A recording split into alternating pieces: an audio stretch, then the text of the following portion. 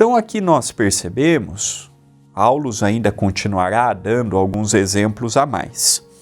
Ela agia de forma fundamental, neste caso, porque ela não era uma médium passiva. O que isso significa?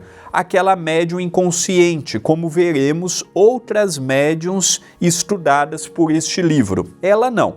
Ela acompanhava cada palavra, ela tinha noção do que estava ocorrendo à sua volta e ela tinha preparo para interromper a comunicação a hora que quisesse. O médium inconsciente, para interromper uma comunicação, aí entra o papel do dialogador. Cabe ao dialogador interromper aquela comunicação. No caso dela, ela tinha autonomia, preparo e moralidade suficiente para dizer assim, agora já deu. Ela tinha isto, ela era educada a este ponto, ela tinha este preparo. Então nós vamos ver que Aulus está nos dizendo a afeição de uma mesa cirúrgica. Se é um espírito rebelado e precisa de um médium educado e ele está diante de uma mesa cirúrgica, aqui ele dá o exemplo daquela mesa que apenas apoia o médium. Ele não teria grandes benefícios. Agora, neste caso, ele está num centro espírita sério e diante de uma médium séria. Isso fazia com que os seus pensamentos se limitassem e tivesse uma melhor fluidez no próprio trabalho. Eu gostaria aqui de pegar um ponto que às vezes a gente não liga uma coisa com a outra. Qual a diferença de Eugênia e qual a diferença daquela moça que estava sendo obsediada porque permitia que ele intrometesse na sua vida e no seu cotidiano?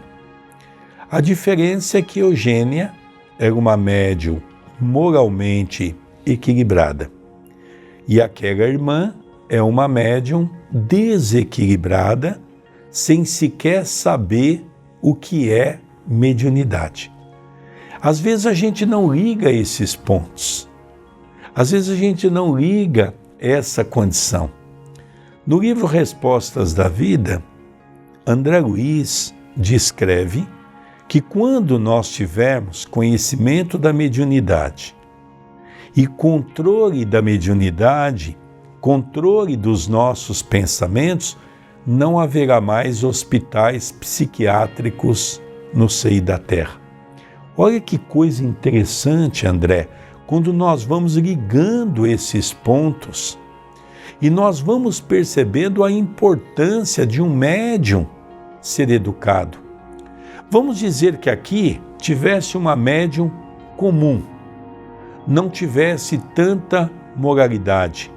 Ela poderia correr sérios riscos. O espírito poderia até envolvê-la num processo obsessivo. Então nós vemos e sempre estamos abordando a responsabilidade do médium estudar, disciplinar, se preparar, fazer a reforma íntima. E isso não é coisa de um dia para o outro. Muitas pessoas podem pensar, mediunidade é muito difícil. Não, mediunidade, quando encarada com responsabilidade, não é difícil. Eu não preciso ser um santo, apesar de ser uma terminologia católica, eu não preciso ser um santo para ser um médium, mas eu preciso ter comportamento, eu preciso ter postura, eu preciso ter discernimento, eu preciso ter disciplina. Então, não estamos aqui fazendo um curso para sermos um médium como Chico Xavier foi.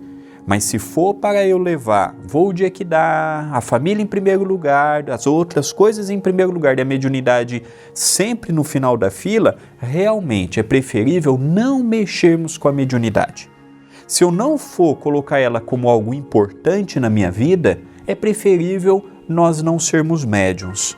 Para amanhã nós não alegarmos assim, olha, eu sofro porque eu sou médium. Não, você sofre porque a sua sintonia com espíritos que não querem nada com nada. Não é culpa do centro espírita, é culpa tua. É interessante, André, como nós tivemos a oportunidade de ir há alguns anos para Portugal de maneira sequencial por causa das nossas atividades, eu percebia no movimento português espírita, as pessoas tinham quase que uma necessidade de ser médium. E eu perguntava por quê, e as pessoas diziam, não, porque é bom, porque vai me ajudar, porque a mediunidade demonstra que a pessoa é uma criatura melhor. Não é verdade. A mediunidade independe da moralidade. A mediunidade, ela depende do nosso corpo físico. Por isso que tem médiuns que faz o bem, tem médiuns que faz o mal.